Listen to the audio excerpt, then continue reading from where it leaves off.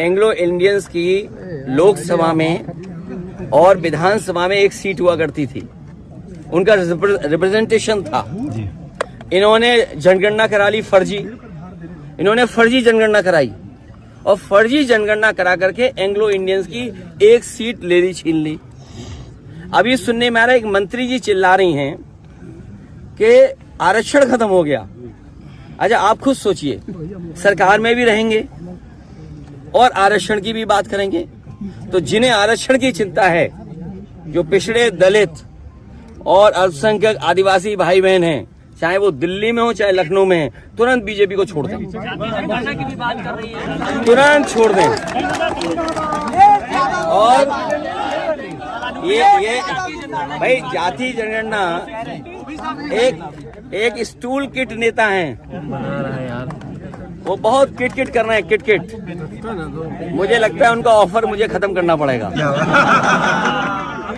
सुनने में आ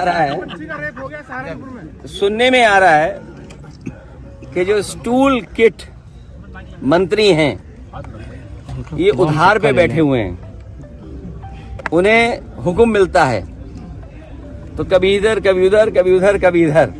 कम से कम इन्हें कास्ट सेंसस की बात करनी चाहिए, जाति जनगणना की बात करनी चाहिए, और जो आरक्षण खत्म हो रहा है उसके बारे में बात करना चाहिए। हमारा जो साथी कह रहा है, सहारनपुर में जिस तरह की घटना हुई है, पीलीभीत में एक महिला खेत पे गई, उसके साथ गलत घटना हुई।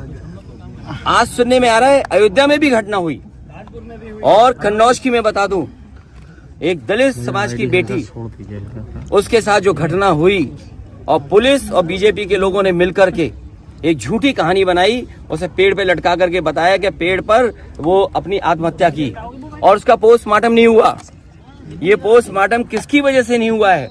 वहां के बीजेपी के नेता हैं जिनकी वजह से पोस्टमार्टम उस बेटी का नहीं हुआ है। हम तो आपके तरफ से मांग करेंगे कि जिस बेटी को पेड़ पे लटकाया गया था कन्नौज की, जिसका पोस्टमार्टम नहीं हुआ, उसका दोबारा पोस्टमार्टम कर करके, और जो उसके बीजेपी के कार्यकर्ता नेता शामिल थे, उन पर भी इसी तरह बुलडोजर चलाया जाए।